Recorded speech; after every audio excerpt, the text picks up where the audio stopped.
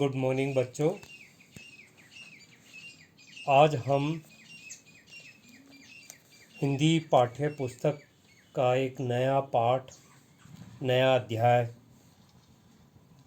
काले मेघा पानी दे पढ़ेंगे।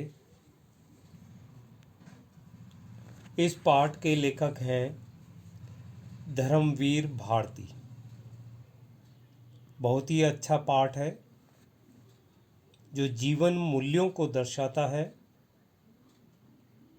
और इस पाठ की शुरुआत करने से पहले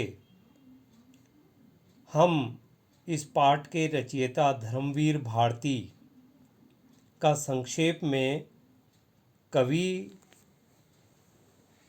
तथा उनका कवि जीवन और साहित्यिक उपलब्धियों के बारे में आपको थोड़ा सा परिचय दे दूं।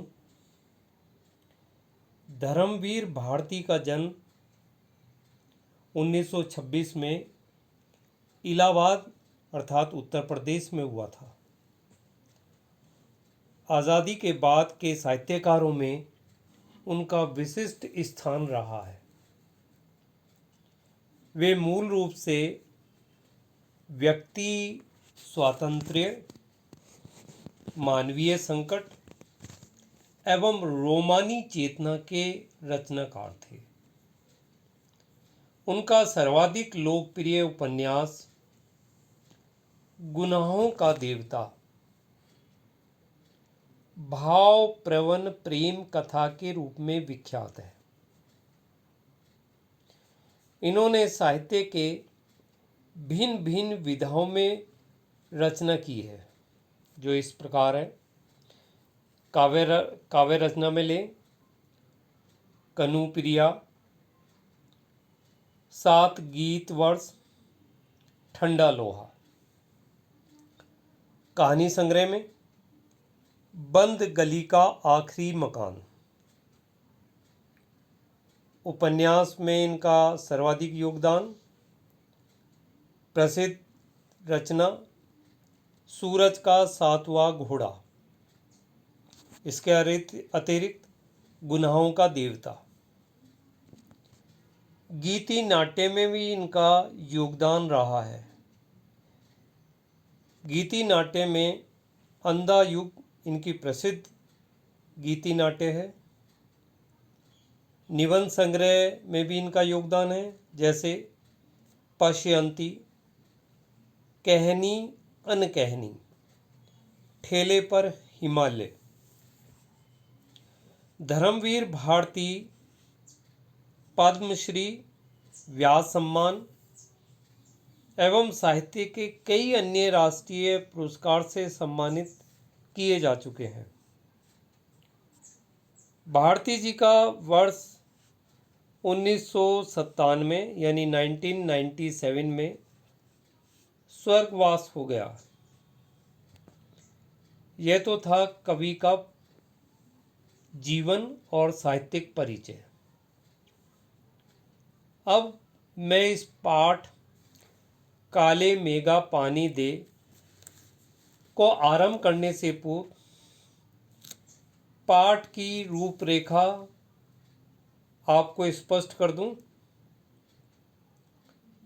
यहाँ प्रस्तुत पाठ में उन्होंने लोक में प्रचलित विश्वास तथा विज्ञान के द्वंद्व को यानी संघर्ष को चित्रित किया है। इस पाठ में लेखक और उनकी जीजी विज्ञान और विश्वास के प्रतीक हैं। लेखक विज्ञान को मानने वाला है, लेकिन समाज के रीति रिवाजों को भी महत्व देता है। लेखक का मानना है कि जिन चुनौतियों का हल विज्ञान नहीं निकाल पाता, उसका हल भी समाज ढूंढने का प्रयास करता है। प्रस्तुत रचना में लेखक का मानना है कि विज्ञान का अपना तर्क है, तर्क यानी लॉजिक, और विश्वास की अपनी सामर्थ्य। इसमें कौन कितना सार्थक है, यह प्रश्न पढ़े लिखे समाज को उद्वेलित करता रहता है। उद्वेलित यानी परेशान करता रहता है, सोचने को मजबूर करता रहता है। इस पाठ में यह निष्कर्ष निकालना बड़ा कठिन है कि विज्ञान का सत्य बड़ा है या सहज प्रेम का रस, या कह दो दोनों। तो चलिए आज मैं पाठ काले मेघा पानी दे की शुरुआत करता हूं। सबसे पहले मैं इस पाठ में लेखक के बचपन और उनके परिवार में या उनके विचारों में अंधविश्वास, पहले ले लें हम बचपन और अंधविश्वास। काले मेघा पानी दे नामक पाठ में लेखक धर्मवीर भारती ने स्पष्ट किया है कि आषाढ़ के महीने में जब पखवाड़े भर, पखवाड़े का मतलब पखवाड़ा एक 15 दिनों का होता है, जब सावन भी वर्षा नहीं होती, भादों में भी नहीं होती, आषाढ़ के महीने में 15 दिन वर्षा नहीं होती, तब की बात लेखक बता रहा है कि आषाढ़ के महीने में जब पखवाड़े भर बारिश नहीं होती, यानी आषाढ़ के भी 15 दिन बीत जाते, तो किशोर अवस्था वाले लड़कों की, जो जिनकी उम्र 14 से 18 के बीच होती, जिनको इंद्र सेना का नाम दिया जाता था। यह इंद्र सेना यानी इंद्र की सेना घर घर जाकर पानी मांगती है, और ये इंद्र सेना एक जयकारा भी लगाती है, बोल गंगा मैया की जय। इसी प्रकार ये लड़के, या ये कह दो ये इंद्र सेना, निम्न पंक्तियां गाते हुए गली गली घूमते हैं। तो पंक्तियां कौन सी हैं? काले मेघा पानी दे, गगरी फूटी बैल पियासा, पानी दे गुड़ धानी दे, काले मेघा पानी दे। गुड़ धानी, गुड़ और धान को मिलाकर बनाई गई मिठाई या लड्डू। यानी ये लड़के इंद्र सेना बनकर वर्षा के देवता इंद्र से अनुरोध करते हैं इन पंक्तियों को गाकर।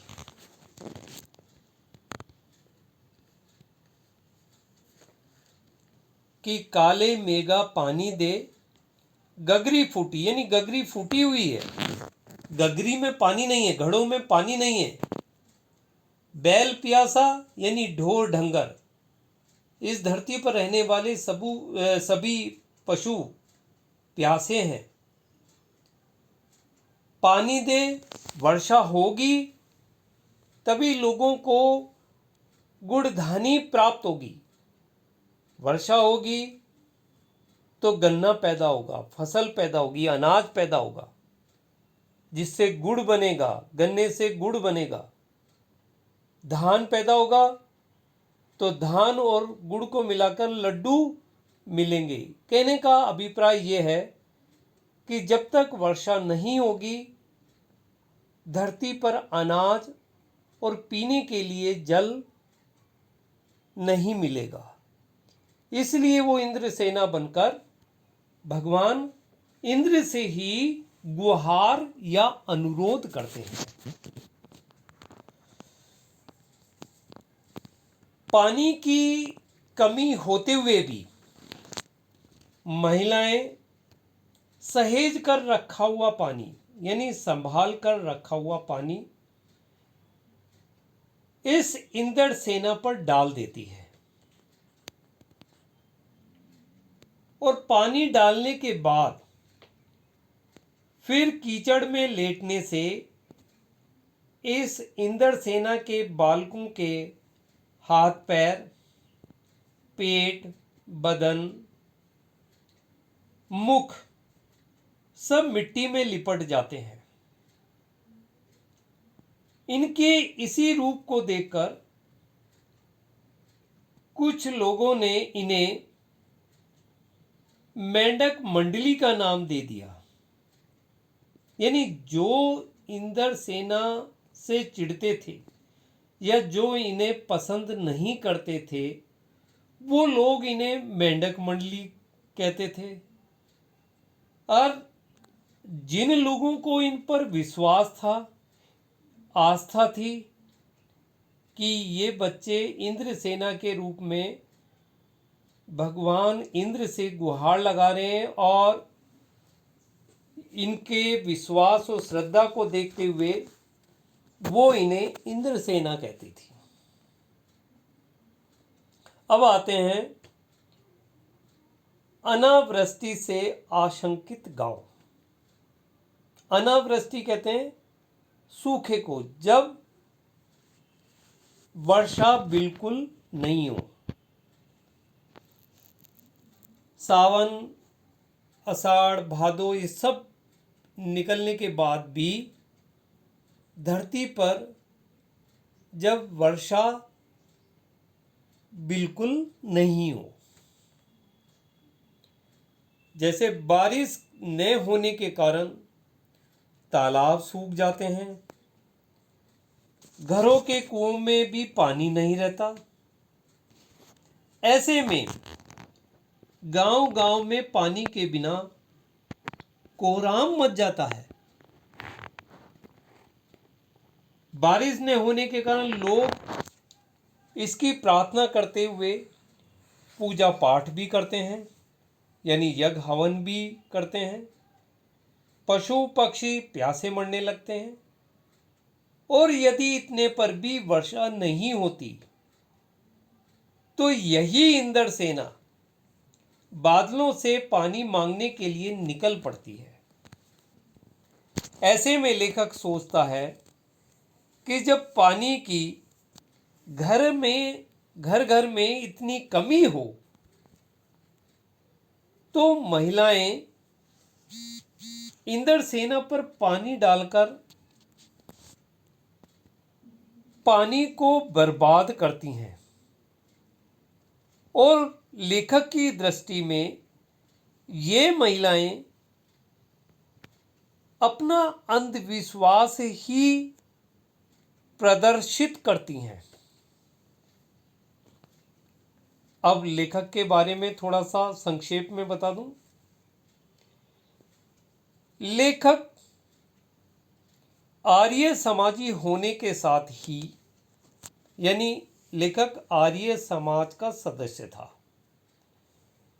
आर्य समाज के द्वारा बनाए गए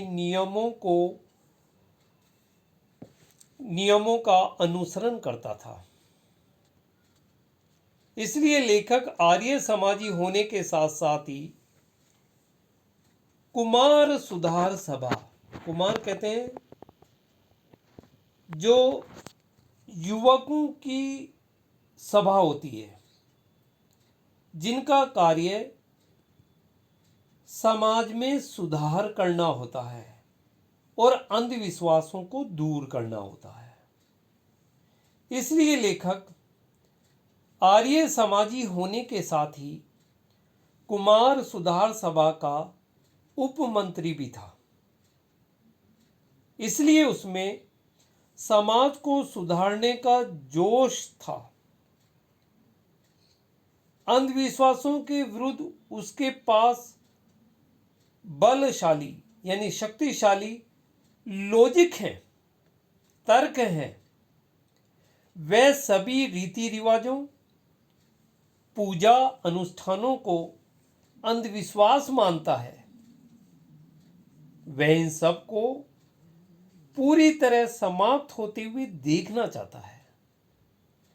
वह समाज में फैले पुराने घिसे पिटे या कह दो दकियानूसी विचारों को पूरी तरह जड़ से उखाड़ना चाहता है। जड़ से उखाड़ना यानी पूरी तरह समाप्त करना। अब हम जीजी और लेखक के आपसी संबंधों को स्पष्ट करेंगे। लेखक की एक जीजी थी। जीजी यानी बड़ी बहन, जिनकी उम्र लेखक की मां की उम्र से भी अधिक थी, जिसे वो भले खून का रिश्ता नहीं था, लेकिन उन्हीं जीजी ने लेखक को उसके मां बाप के बाद उसे पाला था। तो इसलिए जीजी की उम्र लेखक की मां की उम्र से भी अधिक थी, लेकिन वह लेखक को बहुत लाड़ प्यार करती थी। जिन बातों को जीजी मान सम्मान देती थी, लेखक उनको अंधविश्वास कहता था। लेखक भी सभी त्योहारों तथा पूजा अनुष्ठानों में उनकी मदद करता था। लेखक जीजी के तर्कों के सामने निरुत्तर हो जाता था, उस पर कोई जवाब नहीं बन पाता था। लेखक ने जीजी के कहने पर भी इंद्रसेना पर पानी नहीं फेंका।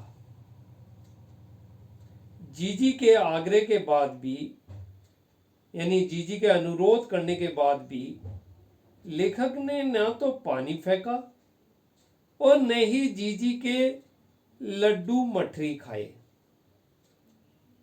और कुछ समय तक उसने जीजी से बात भी नहीं की। अब हम देखेंगे कि जीजी के इन बातों का विरोध करने पर जीजी पर क्या असर हुआ, और जीजी ने लेखक को समझाने के लिए क्या क्या तर्क दिए। तो अब हम जीजी के द्वारा लेखक को दिए गए तर्क, इंद्रसेना के द्वारा पानी फेंके जाने के समर्थन में जीजी ने क्या क्या लेखक को तर्क दिए हैं, जो कि पाठ का महत्वपूर्ण अंश है, और सभी बच्चों को इन जीजी के द्वारा दिए गए तर्कों को बड़े ध्यान से सुनना चाहिए। या ये कह दो ये पाठ का सार है। तो हम जीजी के द्वारा दिए गए तर्क के बारे में पढ़ेंगे। जीजी ने दिए गए तर्क, पहला, यह पानी की बर्बादी नहीं, यह पानी का अधर्य है। अधर्य मीन्स जैसे सूर्य को हम जल देते हैं सुबह सुबह या प्रातकाल वेला में। आगे जीजी ने आगे तर्क दिया, कुछ पाना है तो पहले कुछ देना होता है। दान को सबसे महान कहा गया है और दान के लिए त्याग करना अनिवार्य है। आगे, अभाव की स्थिति में किया गया दान ही सच्चा त्याग होता है। इस पंक्ति को बच्चों मैं समझा दूं। यदि आपके पास किसी चीज की मात्रा बहुत अधिक है, यानी आपके पास या तो अनाज भरा हुआ है, काफी अनाज है, या आपके पास करोड़ों लाखों रुपए हैं, आपने उन लाखों करोड़ों रुपए में से किसी को 100-200 रुपए दे दिए दान के रूप में, तो वास्तव में ये त्याग नहीं है। त्याग वो होता है, सच्चा त्याग वो है जिस चीज की आपके पास भी कमी है, अभाव है, यानी आपके पास भी वो चीज बहुत कम मात्रा में, और किसी जरूरतमंद को अपनी कमी पर विचार ना करके और उस चीज को आप उसको दे दो, वो सच्चा त्याग होता है। यानी अभाव, यानी जिस चीज का पहले से ही आपके पास भी अभाव है, कमी है, और उस अभाव की स्थिति में आपने उस चीज को दूसरे के लिए दान दे दिया, वो दान ही सच्चा त्याग होता है। यानी सूखे में, जबकि हमारे पास पानी की बहुत कमी है, सूखा है, वर्षा के दिनों में भी वर्षा नहीं हुई है, लोग उम्मीद छोड़ चुके हैं, ऐसे सूखे में हमारे द्वारा बड़ा ही संभाल कर रखा हुआ जल हमने इंद्रसेना पर फेंका, तो ये पानी की बुआई है जीजी की नजरों में। यानी हमने पानी की बुआई करी है। पानी की बुआई जिस प्रकार किसान बहुत अधिक मात्रा में अनाज प्राप्त करने के लिए, यानी यदि किसान को 40-50 किलो या 40-50 क्विंटल अगर अनाज प्राप्त करना है, तो कम से कम उसे 4-5 किलो अनाज को खेतों में बुआई के रूप में फेंकना पड़ेगा। तभी उस 4-5 किलो अनाज 40-50 किलो या 40-50 क्विंटल अनाज पैदा होगा। तो इसी तरह जीजी की दृष्टि में इंद्रसेना पे फेंका गया जल ये पानी की बुआई है, जिसकी कमी सभी लोगों के पास है, और उनके लिए जल, जिसे वो बड़े मुश्किलों से लाया गया हुआ जल, संभाल कर रखा हुआ जल, जो इंद्रसेना पर वो फेंक देते हैं। यानी ये पानी का दान हुआ। आगे, हम पानी देकर बीज बोते हैं, अर्थात यह पानी का बीज है, और तब काले बादलों से पानी मांगते हैं। पहले खुद दो तो देवता तुम्हें चौगुना यानी 4 गुना 8 गुना करके लौटाएंगे। यानी कुल मिलाकर कह दो कि जीजी का यह तर्क अकाट्य है। अब आते हैं हम 50 वर्ष के बाद इस संबंध में लेखक के क्या विचार हैं? 50 वर्ष के बाद लेखक यह सोचता है कि हम देश के लिए क्या कर रहे हैं। राजनीतिक स्वतंत्रता मिलने के बाद भी हमें अपने देश के संस्कारों की समझ अभी तक नहीं आई है। हमारी स्थिति मांगने की तो हर समय बनी रहती है, किंतु त्याग करने से हम पीछे हट जाते हैं। लेखक कहता है कि आज आदमी अत्यधिक स्वार्थी हो गया है। ये बातें लेखक के मन को कचोटती हैं। हम चारों ओर फैल रहे भ्रष्टाचार को लेकर तो बातें करते हैं, लेकिन कभी ये नहीं देखते कि कहीं हम भी तो भ्रष्टाचार के शिकार नहीं बन रहे। यदि हम सोचें तो एक स्तर पर हम सभी स्वयं को उसी भ्रष्टाचार का अंग बना हुआ पाते हैं।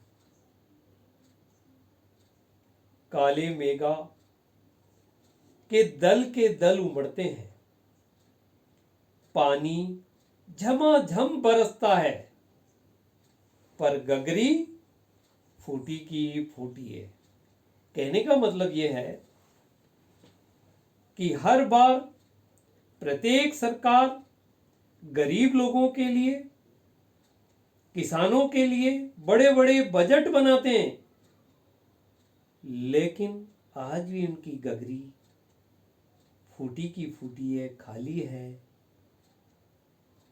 बहुत लाखों करोड़ों रुपए सरकार द्वारा इन पर खर्च किए जाते हैं, लेकिन गरीब लोग, मजदूर, किसान की स्थिति भी आज वैसी की वैसी है। उनकी स्थिति में, आर्थिक स्थिति में कोई विशेष बदलाव देखने को नहीं मिला। यानी बैल प्यासे के प्यासे ही रह जाते हैं। आखिर कब बदलेगी यह स्थिति?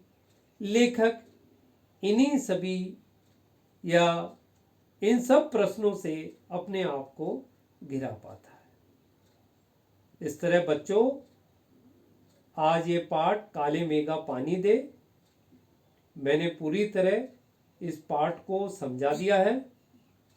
कल हम इस पाठ के प्रश्नोत्तर के बारे में पढ़ेंगे। Thank you.